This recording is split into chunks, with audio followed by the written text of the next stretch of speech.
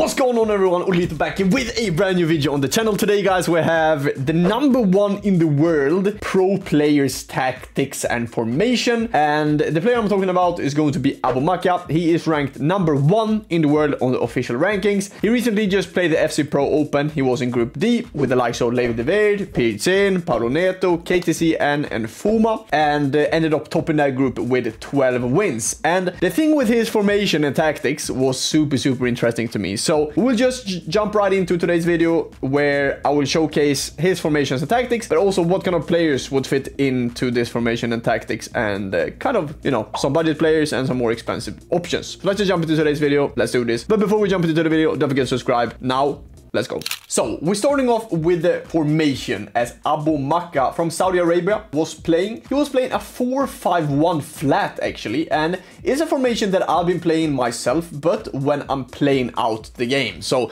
when I'm leading the game, it's usually a formation that I try to use. So it's very good in defense, very easy to hold the ball with, as you have 3 center midfielders, you have the width with the wingers, but you also have 1 striker. So now we jump into the players.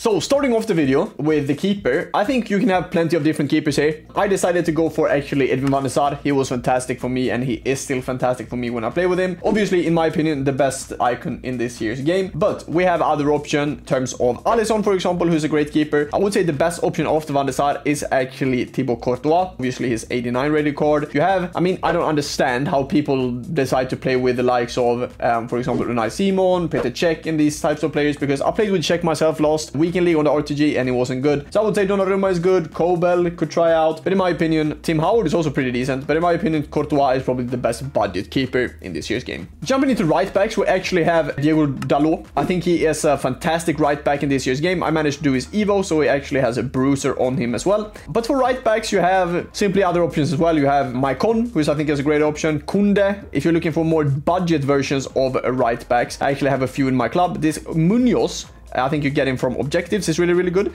This new Advincula, I've seen a lot of pro players actually use, so that's also a tip for you guys to try him out. He looks fantastic. And yeah, overall I would say Munoz, Advincula, Arnold, but if you have any other options, that's also pretty decent. Going into the left side of the pitch then, I would play the best left back in the game in this position is going to be Theo Hernandez. Other options could be Ferland Mendy, you know, just easy options. Ferland shouldn't be that expensive right now at the moment in the current game, so I would say Ferland Mendy is definitely the option after Theo Hernandez. If we're looking towards center backs, I've actually put down like 10 hours recently and managed to get Konate, even though he won't actually play in my team. I played a few games with him and I wasn't really too impressed. So I will actually play Mickey van der Ven and Jaap Stam next to each other. The Dutch link up, also linking up with van der Sar, of course, but they are really good together. Mickey is super important for the pace, as you know, the through balls in these games are super hard to defend. But if we're looking for other budget center backs, you have the likes of Van Dijk goal, for example, still really solid. I just sold mine, mainly because I felt like I needed a bit more pace. This new Fernando Hierro, I heard a lot of good stuff about. You have Konate, if you can get him from objectives, he's still really decent. You have Ake, for example, who's a great center back. This Araujo. You have plenty of options, and that's a few of them. If we're then looking towards the right midfielder, this is going to be a bit of a harder spot. I think, in my opinion, the best right mid that I played with this year is actually not going to be a right mid. She will be a right wing from start, but she can play a right midfielder in game. And that's going to be Lauren James. I love her so much. She is one of my favorite players in this year's game for sure, and it's an honor to always play with her on that right hand side. Other options could be the likes of Malen, for example, if you manage to do him from objectives. If you manage to do Adama, is also a great option, but in general you want to look for pace to get down to the corner flag, then try to recycle it to your CMs, especially in the 4-5-1 formation. Looking towards the left side of the pitch then, we will actually play with Vinicius Junior. Yeah, I mean, I don't really need to say much. I managed to do his SPC, 100% worth it. I had so much fodder, so I completed him for only like 50k, which was fantastic. But if we're looking for other left midfielders on the FC25, we have a few. We have Malen again, Joao Felix, wasn't really a big fan of. Nico Williams, I would probably say is like the best option here if you manage to do his SPC. Reiten's new card is also really solid. Son is always a solid option because he offers that finesse, right? And if we're looking into the center midfielder, this is going to be the main key of the team. First of all, you need to decide what kind of center midfielders you have. And I've decided that I want to go a bit more defensive from start. I don't get why this guy is not coming up in my team, because he should definitely be here. Hello, Rodri. Hello, there he is.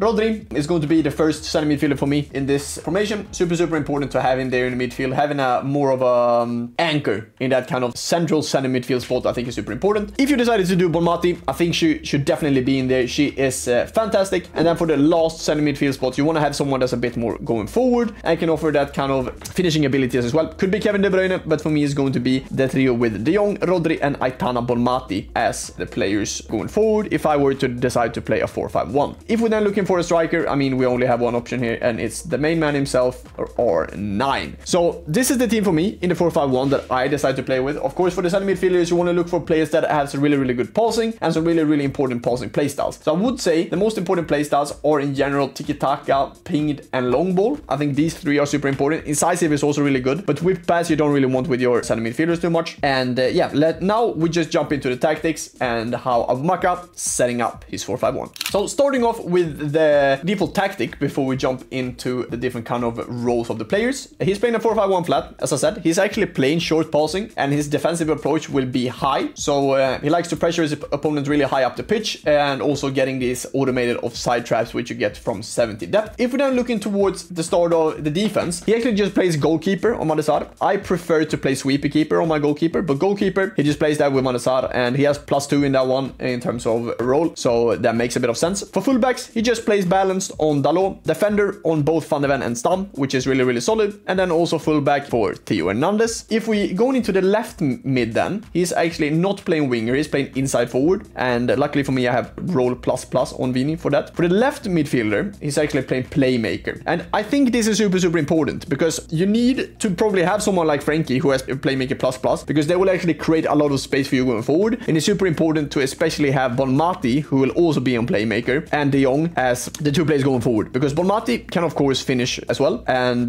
she has a good shot on her. And then for the normal midfielder or the central midfielder, he's going to play holding, and I think that makes a bit more sense. You want someone that's a bit more defensive as well, and Rodri is going to be that kind of anchor for us in the midfield. Going into the right mid, Abumaka actually decides to play with inside forward on this position, and then for the striker, he decides to go with advanced forward. And the tactics code will be up here somewhere if you want to copy his tactics. I mean, he actually finished, as I said, with 12 points out of 15 this past week in the FC Pro Open, and is currently the #1 ranked player in the whole world. So if you want to try out these 4-5-1 tactics, these are the ones. And as I said, it will pop up here somewhere, the tactics from Abumaka. Thank you so much for watching, guys. See you guys in the next video. Stay safe, stay humble, and I'll see you guys soon. Before you guys leave, let me know down in the comments whatever you guys think about these tactics if you try them out. See you soon.